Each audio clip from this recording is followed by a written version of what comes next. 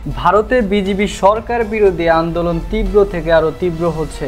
দেশটির রাজধানীর আগরতলা রাস্তা অবরোধ করে লাখ লাখ মানুষ স্লোগান দিচ্ছে, বিজেপি হটাও, সংবিধান বাঁচাও। দেশটিতে লাখ লাখ মানুষ বেকার হচ্ছে, ব্যবসায়ী ধ্বংস হয়ে পথে বসেছে, অর্থনৈতিক অবস্থা টালমাটাল, অথচ সেদিকে মোদী সরকারের কোনো কর্ণপাত নেই।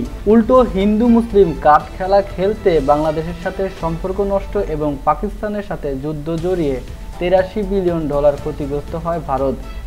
মোদী সরকারের এরকম কর্মকাণ্ডে ক্ষেপে গেছে সাধারণ মানুষ। ওইরকম মূর্খ নেতা, অকাট মূর্খ নেতা এবং উগ্র নেতা যারা ধর্মবিদ্বেষ ছড়িয়ে রাজ্যে অশান্তি করছে, না হিন্দুদের ক্ষতি করলো, হিন্দুরাও ওর এই আচরণে অত্যন্ত বিরক্ত। বিজেপি নেতা শুভেন্দু অধিকারী জনরোষের মুখে পালিয়ে বেড়াচ্ছে। তার বিরুদ্ধে দেশের হিন্দুরাই বলছে তাকে যেখানে পাওয়া যাবে সেখানে গণদোলাই দেওয়া হবে। পুরো ভারত জুড়ে সবচেয়ে বেশি ক্ষতিগ্রস্ত হয়েছে শুভেন্দু অধিকারীর কথায়।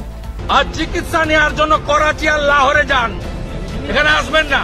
শুভেন্দু অধিকারী বড় বড় কথা বলছিল যে দাড়িয়ালা টুপিয়ালাদেরকে গাছে উল্টো করে ঝুলিয়ে সোজা করব।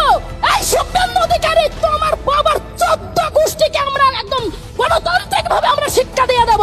কথায় কথায় বাংলাদেশকে বলতো চিকিৎসা করতে দেব না, আলু পেঁয়াজ দেব না। শুভেন্দ্রর এমন উগ্রবাদীর কথায় সবচেয়ে বেশি ক্ষতিগ্রস্ত হয়েছে ভারতের হিন্দু ব্যবসায়ীরা। ও আবার সাংবাদিক কবে থেকে? ও সাংবাদিক নাকি? ও তো মাছ বাজারের মাছ বিক্রেতা।